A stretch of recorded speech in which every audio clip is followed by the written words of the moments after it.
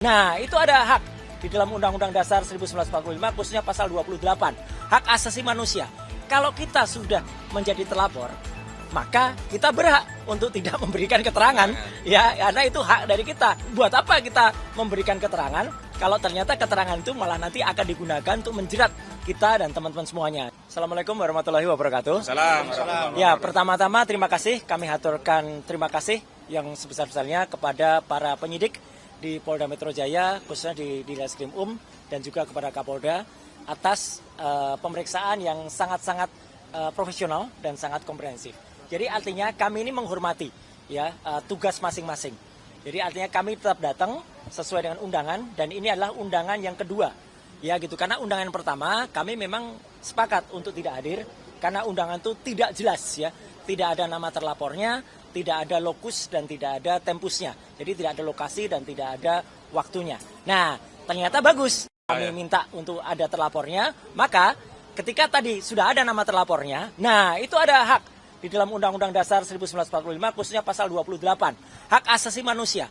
Kalau kita sudah menjadi terlapor, maka kita berhak untuk tidak memberikan keterangan, ya, karena itu hak dari kita. Buat apa kita memberikan keterangan kalau ternyata keterangan itu malah nanti akan digunakan untuk menjerat kita dan teman-teman semuanya. Yang kedua benar sekali, apa kata tadi Bang Kosinudin ya, bahwa mereka itu yang lapor-lapor ini, yang lapor-lapor ini aneh gitu. Karena itu adalah tidak ada kaitan hukumnya, tidak ada saudara, hubungan saudara, hubungan darah dia dengan Joko Widodo. Ya gitu, jadi aneh kalau mereka kemudian merasa ikut menjadi yang harus melaporkan, gitu terhina-hinanya, serendah-rendahnya, itu nggak ada. Dan juga lucunya, mereka mendalilkan beberapa pasal ya, terutama 160 yang itu sifatnya adalah penghasutan. Dan mungkin mereka tidak mengerti atau lupa, jadi harus belajar dulu bahwa pasal penghasutan itu 160 itu sudah ada putusan MK yang buat itu adalah menjadi delik material, bukan lagi delik formil. Jadi harus ada korban yang dihasut dan yang dihasut itu membuat kerusuhan atau membuat keonaran secara nyata. Gitu. Jangan dibalik, jangan mereka yang buat kerusuhan, tapi orang lain yang kemudian merasa karena adanya dihasut oleh kami. Jadi kan aneh sekali kalau kemudian itu didalilkan. Kemudian pasal 28 ayat 2 yang kebetulan saat ini juga nyatakan kebetulan saya ikut mengawal undang-undang itu dan merancang undang-undang itu dari awal.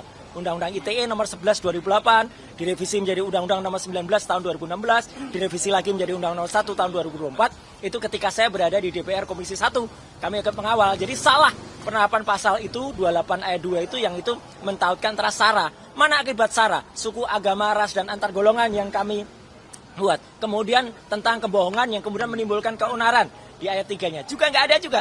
Jadi karena itu tidak ada semua, maka kami tadi sepakat ya, kami hanya diperiksa tentang ditanya di awal depan nama dan kemudian bagaimana kondisi kesehatan. Tapi seterusnya ya karena nggak ada hubungannya, ya makanya ya udah lanjut saja.